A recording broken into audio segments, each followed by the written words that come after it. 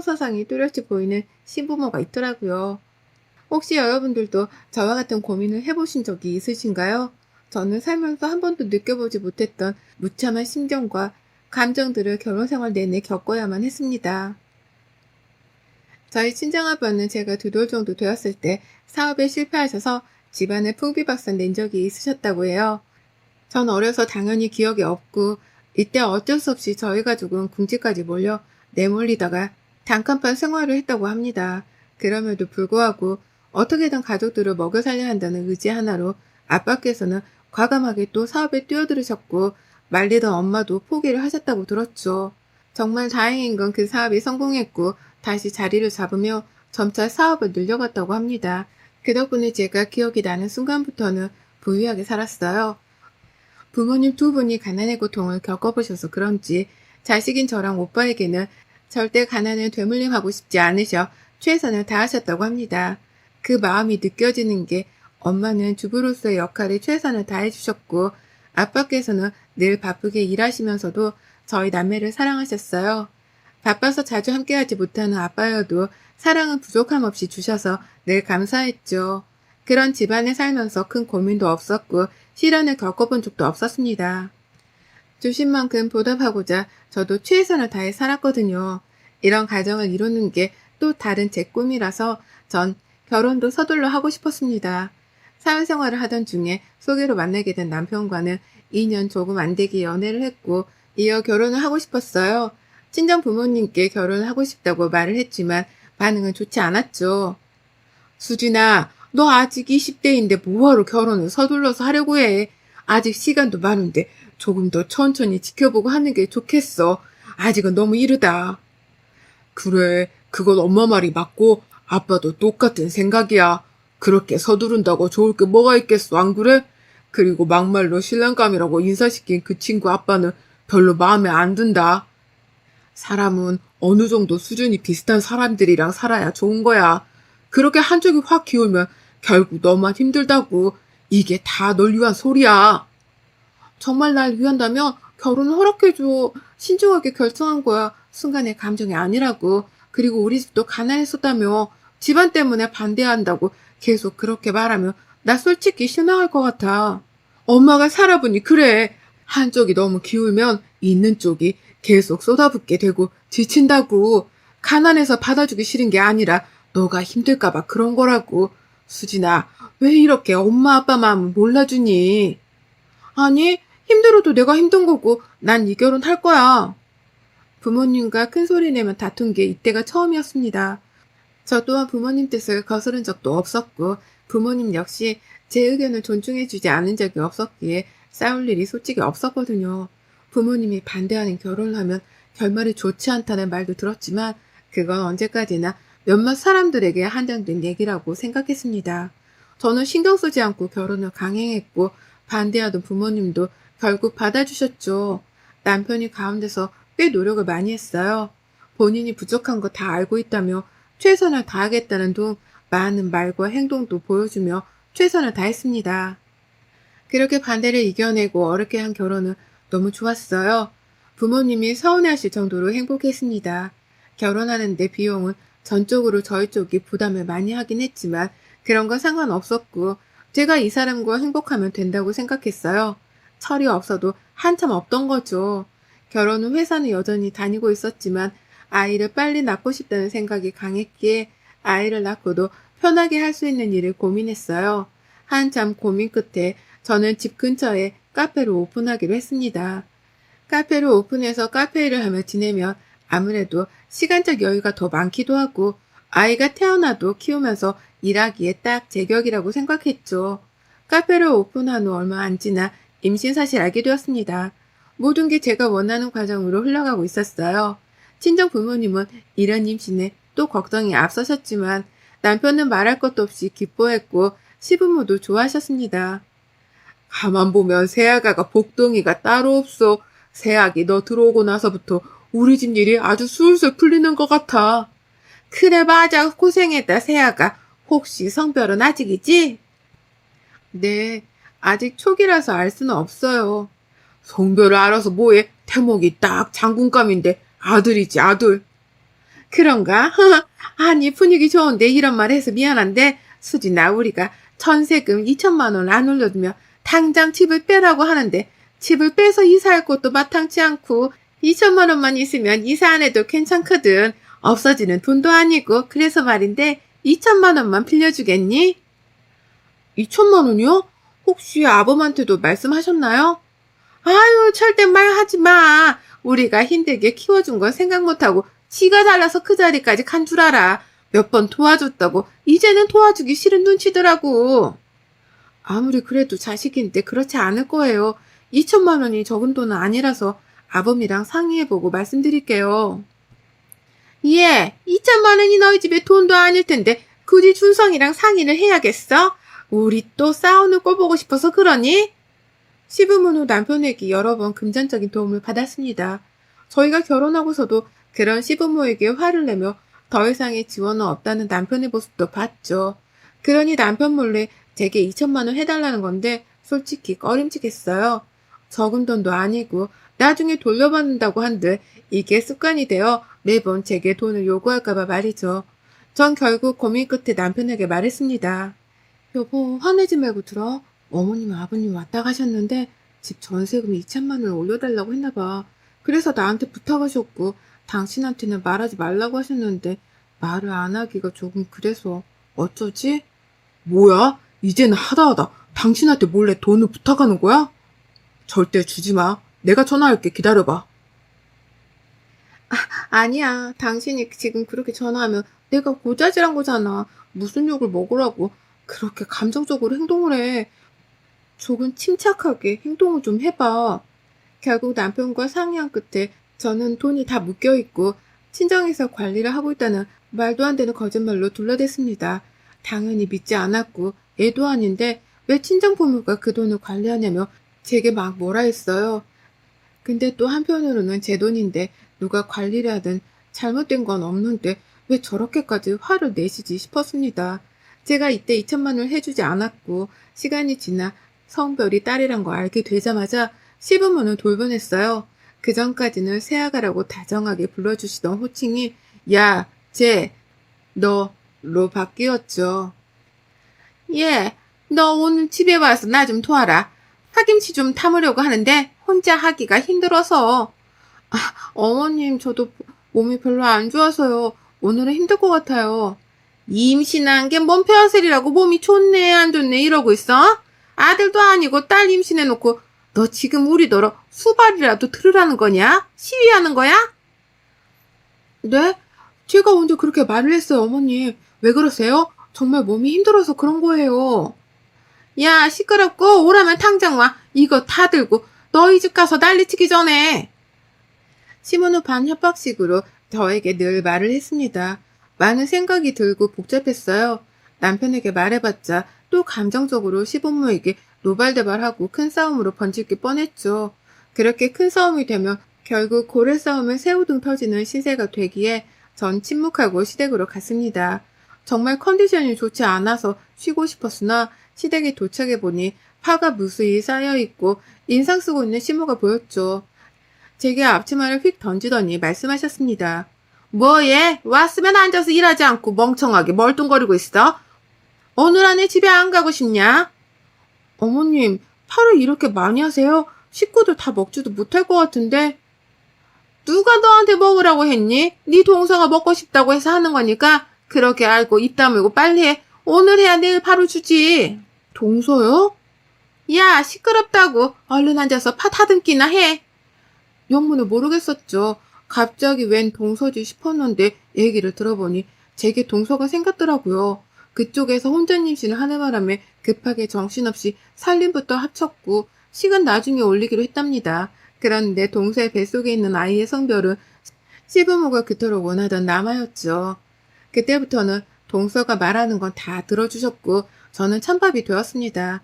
잘 사는 집 딸이라면서 그렇게 예뻐할 때는 언제고 돈도 안 주고 딸 임신했다고 사별을 하는데 서러웠어요.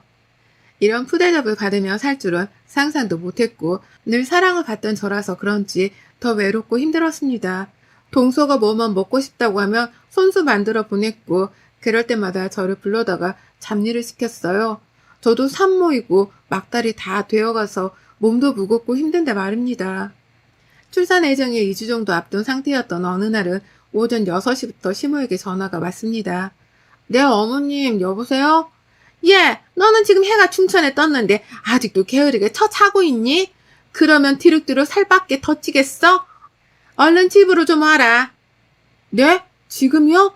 무슨 일이신데요? 어머니, 지금 오전 6시예요. 내가 시계도 못 보겠니? 참만 말고 빨리 와. 안 그럼 내가 갈게. 또 저렇게 말하고 뚝 전화를 끊어버렸고 옆에서 통화 내용을 듣고 있던 남편은 제 눈치를 봤죠. 전 너무 화가 나서 짜증을 냈습니다. 아, 지금 이게 뭐 하자는 거냐고. 오전 6시에 사람이 오라 말아야. 대체 어머니 왜 이러셔? 내가 아들 못 가져서 이러는 것도 한두 번이지. 요즘 세상에 딸아들 차별하는 사람이 어딨어. 진짜 못 참겠다 더 이상. 여보, 내가 미안해. 화 풀어라, 응? 미안하면 다야? 달라지는 게 없잖아. 임신한 내내 구박받고 욕먹고 이유 없이 불려다니면서 동서 뒤치다거리나 하고 있는데 내가 왜 이렇게 살아야 하냐고. 그렇게 미안하면 뭔가 해결을 해봐. 말로만 하지 말고. 결국 남편은 이날 확 돌아버린 제 모습을 보고 이대로는 안 되겠다 생각을 했는지 연차를 쓰고 함께 시댁으로 갔습니다. 남편이 함께 온 줄은 모른 시모는 평소처럼 제게 막 뭐라고 했죠. 야, 너 내가 오라고 한 지가 언제인데 이제서야 왔어? 어? 그렇게 곰뱅이 같아서 얘는 키우겠냐? 아무튼 시간 없으니까 얼른 와서 음식이나 해. 이건 또 뭐예요, 어머님? 아니, 저게 하라면 하지. 꼭 저렇게 토를 달아 사람 열받게. 네 동서 오늘 생일이잖아. 그래서 음식 준비한다. 됐냐? 어머님, 제 생일 때 이렇게 해주지도 않으셨으면 곧 출산 앞둔 며느리를 꼭두 새벽부터 불러다가 동서 생일상을 차리게 하는 거 너무한 거 아니에요? 저 못하니까 어머님이 알아서 하세요. 저게 근데 야! 엄마, 늘 이런 식이었구나. 어? 제발 그만 좀 해. 너무 속보인다, 속보여. 왜? 그쪽에서 돈 좀 받았어? 그래서 돈 나올 구멍이 거기밖에 없으니까 알아서 잘해주는 거야? 적당히 좀 해. 이 사람한테 함부로 하지 말라고. 뭐야? 춘성이 네가 왜 왔어? 내가 왜 온 게 중요해? 한두 번도 아니고 이 사람 오라가라 하지 마. 괴롭히지 말라고. 그렇게 남편은 시모에게 소리를 지른 후 저를 데리고 나갔습니다. 나와서 얼마나 서러운지 눈물을 한 바가지 흘렸죠. 그 서러움을 다 견뎌내며 딸아이를 무사히 출산했어요. 아이가 태어나고 나니 시모에 대한 생각을 할 수도 없을 만큼 정신없는 하루하루를 보냈습니다. 정신이 없다 못해 막 하루가 어떻게 지나가는 줄 모르겠었죠. 그런 와중에 시모에게 전화가 왔습니다. 얘는 안 돼. 지금 집 앞으로 갈 테니까 애 데리고 좀 나와라. 로아를 데리고요? 왜요? 그냥 좀 나오라면 나와. 갈 곳 있으니까. 갑자기 딸아이를 데리고 나오라는 시모의 말에 뭔가 이상했지만 나갔어요. 생전 딸아이에게 곁을 주지도 않던 시모라 별로 원치 않았지만 말이죠. 그런데 시모는 저랑 딸아이를 태우고 동선의 집으로 갔습니다. 어머님, 여기 동선회 아니에요? 여길 왜 온 거예요? 들어가 보면 알아. 얼른 들어가. 그렇게 거의 반 강제로 동선의 집에 도착을 했습니다. 동선의 집은 무슨 전쟁이라도 난 듯 난리도 아니었죠. 설거지는 잔뜩 쌓여서 냄새에 날파리가 꼬이고 있었고 온 집안은 난리 법석이었습니다. 한 걸음씩 걸을 때마다 발에 옷가지가 걸렸고 동서는 굳은 표정으로 저희에게 인사를 했고 막 태어난 동서 아들은 울고 있었죠. 대체 이게 무슨 일이에요, 어머님? 네 형님 왔으니까 넌 들어가서 한숨 푹 자. 얘는 내가 볼 거고 네 형님이 청소 싹 해줄 거야. 알겠지? 얘가 얼마나 힘들었으면 세상에 울면서 전화를 다 해. 내가 속상해서 정말 한 걸음에 달려왔어. 네? 어머님, 제가 왜 청소를 해요? 이러려고 얘까지 데리고 나오라고 하신 거예요? 진짜 너무하시네. 죄송해요, 형님. 제가 너무 힘들었어요. 아들 키우는 게 보통 일이 아니네요. 형님은 딸이라 수월하시죠? 부럽네요. 얘가 말도 못하고 태어난 지 얼마 되지도 않았는데 힘든 거 똑같지. 거기에 성별이 왜 붙어? 그리고 나도 똑같이 애 키우면서 집안일하고 힘든 건 매한가지인데 내가 왜 동서집을 치워줘? 그런 일로 힘들다고 울면서 전화까지 할 일이야? 얘, 너 지금 왜 애를 잡고 그래? 어? 형님이면 형님답게 행동해야지. 집에 빨리 가고 싶으면 네가 빨리 치우면 될 일이지. 시모는 저더러 그 난장판이 된 집을 치우라고 했지만 전 그러고 싶지 않았어요. 제 딸아이를 다시 안아들고는 말했죠. 치우고 싶으면 동서 네가 직접 치우고 살아. 그게 싫으면 어지르지 말던가. 정 치우고 싶으면 어머님이 대신 치워주시던가요. 전 그렇게 하고 싶지 않네요. 앞으로 이런 일로 또 저 부르시면 그땐 저 가만 못 있어요. 야, 너 어디 가? 뒤통수에 욕까지 하는 시모를 무시한 채 아이를 데리고 택시를 탔어요. 집에 와서 생각을 하면 할수록 너무 열받는 겁니다. 남편은 이 사실을 알고 시모에게 아주 난리를 쳤고 본인 동생에게 전화해서도 난리를 쳤어요. 마누라 관리 똑바로 하라면서 어디 형님한테 싸가지 없이 그렇게 말하냐고 막 난리를 쳤죠. 그 후 잠잠해진 덕분에 마음 편히 지내고 있었습니다. 그러던 어느 날 시모에게 전화 한 통을 받았죠. 아유, 얘 수진아, 이거 어쩌냐? 큰일이다. 저것들이 싸운 건지 뭔지 이혼한단다. 그래놓고 여기까지 두고 저것이 사라졌어. 네? 얘를 아무리 달래봐도 울고 자지러지고 난리도 아니야. 이를 어쩌니? 백년야로 할 것처럼 굴더니 결국 둘이 이혼했어요. 동서는 이렇게 살려고 결혼한 게 아니라면서 이혼을 요구했고 본인이 배 아파 낳은 자식까지 두고 떠났습니다. 결국 시부모 집에 덩그러니 남게 된 귀한 손자는 이러지도 저러지도 못한 채 시부모 발만 동동 구르게 했죠. 애를 키운 지가 오래돼서 그런지 시물손이 거칠어서인지 아이가 영 쉽게 달래지지 않았고 통화 넘어 자지러지는 소리에 어쩔 수 없이 갔습니다. 가서 아이를 안고 달래니 눈물이 뚝 그쳤고 잠들었죠. 어머님 어쩌시려고요. 서방님은 뭐 어쩌시겠대요? 일하면서 얘를 어떻게 키워요? 오늘이야 제가 왔다고 하지만 매번 이렇게 올 수도 없어요, 저도. 그렇겠지. 그런데 당분간이라도 좀 부탁 좀 하자. 너 오니까 얘가 눈물 쏙 그치는 거 너도 봤잖니. 아니요, 싫어요. 저도 제 새끼 키우느라 바쁘고 카페 관리하느라 정신 없어요. 제가 뭐 집에서 노는 줄 아세요? 어머님이 적응을 하셔야죠. 그리고 서방님이 알아서 할 문제인데 왜 저한테 그러세요? 전 시모에게 딱 잘라서 봐주지 않을 거라고 했죠. 그런데 여기서 남편이 나서더라고요. 여보, 우리도 애가 있잖아. 얘를 생각해서라도 봐주자, 응? 엄마가 얘를 못 보는데 어떡해. 당장 방법이 없잖아. 우리가 봐주는 게 아니라 나 혼자 보는 거잖아. 지금 노아 혼자 보는 것도 버겁고 힘겨워. 당신까지 이럴래? 전 그렇게 봐주고 싶으면 당신이 회사 그만두고 봐주던가. 나한테 이런 말 하지 마. 우리 딸 하나, 아들 하나 낳고 싶어 했잖아. 그냥 호적에 올리고 같이 키우자. 어때? 뭐라고? 당신 진짜 돌았니? 미쳤구나. 그냥.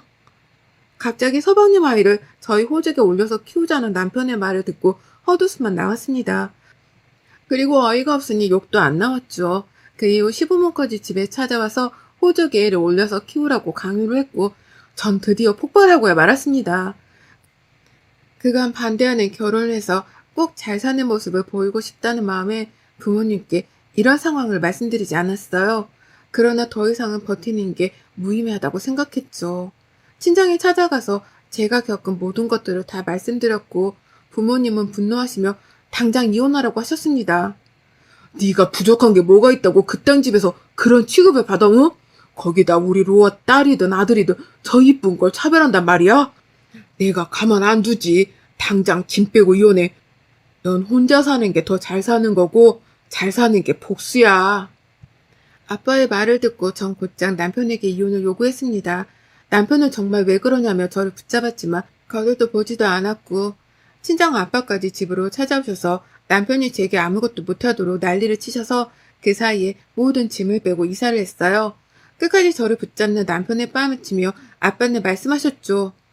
너처럼 보잘것없는 놈한테 내 딸 줬으면 약속대로 행복하게 해줘야지. 어디서 이 나쁜 놈이 내 딸 눈에 피눈물을 흘리게 해? 나도 그렇게 안 키웠어, 내 딸. 내 눈앞에 한 번만 더 보이면 니네 집안 전체를 박살낼 거니까 그렇게 알아? 명심해. 이혼을 했고 아이와 함께 살고 있는데 시모까지 전화가 왔습니다. 이렇게 하루아침에 아들들이 이혼당하면 대체 우리는 어떻게 살라고 너까지 그러냐. 얘가 있는데 아무리 화가 나고 서운해도 그렇지 이혼을 해? 대화로 풀어보자 수진아. 어? 대화로 풀어요? 웃기지 마세요. 주제도 모르고 그저 돈이라면 해볼래 하는 당신들 모습 자체가 소름이야. 그런 인간들은 할미할비라고 내 딸한테 보여주고 싶지도 않다고. 귀한 아들들이 한 번에 돌아왔으니 좋은 거 아닌가? 당신 아들들만 귀하잖아. 귀한 아들들 끼고 평생 사쇼잉? 나는 내가 살던 세상에서 부유하고 여유롭게 내 딸 공주처럼 키울 테니. 그렇게 저가들과의 악연은 완벽히 끝냈습니다. 저랑 딸아이는 너무 잘 살고 있는데 저쪽 집은 꽤 시끄럽고 힘든 상황이더라고요. 이게 다 본인들이 저지른 죄값을 받는 게 아닐까 싶습니다. 여러분의 생각은 댓글로 남겨주세요. 오늘도 시청해주셔서 정말 감사합니다.